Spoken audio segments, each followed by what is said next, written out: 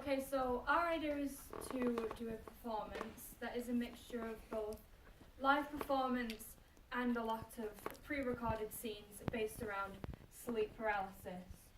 And we've decided what we're going to do is we're going to have 3 days, well, 3 nights, of Cooper lying on a bed, Emily sitting on top of him, reading out a story of sleep paralysis that we have gathered. And after she's finished doing that, we will show some of the pre-recorded scenes, which are going to be nightmare scenes, which Emily's going to explain. The first one, we're going to film it in the forest, that general direction. We're going to find a branch that people can just kind of like reach up to. I'm going to climb the tree into the same branch, but I'm going to move his fingers off so it looks like he's going to be falling, but you won't actually be able to see that he's just stood there.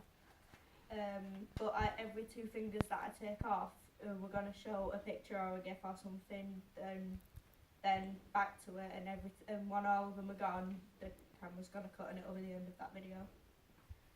The second one, Cooper's going to be running through a tunnel away from Travis, and I'm going to come out of the shadows at the other end of the tunnel, so he's got Travis chasing him, then he runs into me, so it's just like, oh, oops. The last one, we're going to have whoever's holding the camera walking through the forest, and a big box far away, and then as he's walking, we're going to cut it so it looks like it's jumping closer to the box, and then when it gets to the box, we're going to have Pop Goes the Weasel playing, and when it gets right at the end, I'm going to jump out and scream Pop Goes the Weasel. I've looked at some of the music. I found a couple of songs, and basically I found some creepy songs that go with the scenery and how it matches. Like with the falling one, I've got one which is kind of fast-paced and kind of jumping.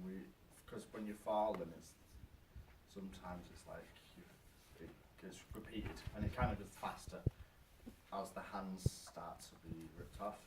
And with the running one, I've kind of got like you lost a little bit, like because you're in a tunnel, there's nowhere to go, you're a little bit trapped.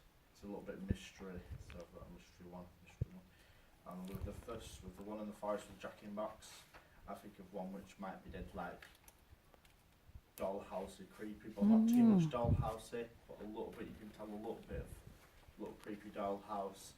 With the lighting, we've got, as Emily is wearing red hair, red nails, completely black dress, if we can find that close, it's what we said as planning.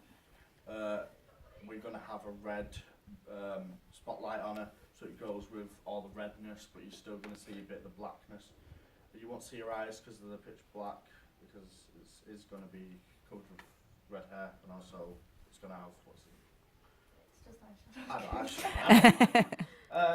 Rebekah is going to have All white, all white. because I will be representing the medication, I like that. She's going to push Emily off. or attempt to. Push Emily off. It's going to get easier and easier every night. So the first night I won't be able to push her, the second night I'll be able to move a little bit, and by the third night I'll be able to push her off completely. Yes. And I'm going to wear basically regular clothes, or maybe, sleeping Pajamas. We're gonna have Travis walking around the room, like moving his fingers around, so he'll be confused when he wakes up, because he's like, I left that there, but now it's over there. Yeah, so Travis was being probably full of black, so you can't see him. Yeah, just the same clothes around.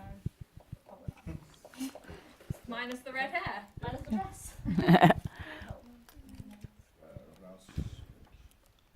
We've already done quite a fair bit of research for our performance, so I personally have been looking at the more medical side of it, such as what medication can be used to treat sleep paralysis. A common one is using antidepressants, for example. I've also looked into what would necessarily be required for someone suffering from sleep paralysis to stay in overnight at a doctor's or a hospital so that it can be monitored.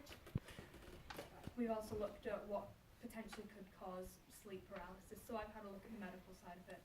I've looked at the stories and what people have said about it, like basically, as an example, I wake up in the middle of the night and it's just silent and I feel like I'm looking up but I can't move, and then suddenly I can't breathe and I look in the corner, there's like a little girl stood there, and she eventually just climbs onto your chest and you can't breathe and feel like you're breathing because your body, yeah, and I've just looked at story.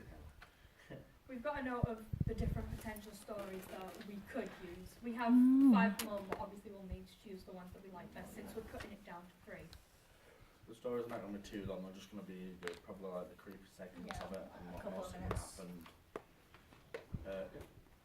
And then at the end of it, when I have managed to, oh yeah, and at the end of it, when I've managed to push Emily off completely, Emily is going to go to the back of the audience, while I, use up a bit of time by pulling Cooper up, to see if the medication's working. And Travis is going to follow me off the stage and start crawling around the front of it to like kind of creep out the rest of the audience anyway.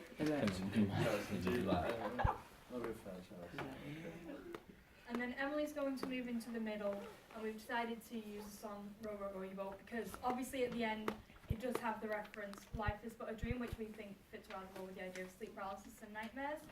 Cooper and I are going to join in one verse at a time, and we're going to sing it 3 times, and by the end of it we're going to change it a little. Emily's going to scream and Cooper and I are going to drop to the floor and not move. And that's it, it'll be pitch black and then that's it probably. That's the end really. Our staging requirements are actually really flexible as well, so we'd be able to work with more or less anything. We haven't got all the props that we need sorted out yet, but the main one will be a bed. But we've got the bed. Yeah, we've already got the Yeah. Brilliant. Anyone any questions? I like the amount of research you put into it. Like, it's really. I love the idea. Absolutely love the idea. Are you using any practitioners to influence the style of performance? We were thinking about using Brecht because he's very much got a very unnaturalistic approach to it. And obviously with the idea of nightmares, it's not a very naturalistic thing anyway, Yeah. because they're nightmares, they're very surreal, so we're going with that kind of approach instead of a more Stanislavski Yeah. realistic Yeah. approach. No, good. I think maybe look at a bit of Burkoff as well, especially for you. That'd be good. Anything else? No, that's it. I think it's really good as well because it's like using people's real life stories as stimulus for your piece, and you're also using like the music what Coots were talking about as well.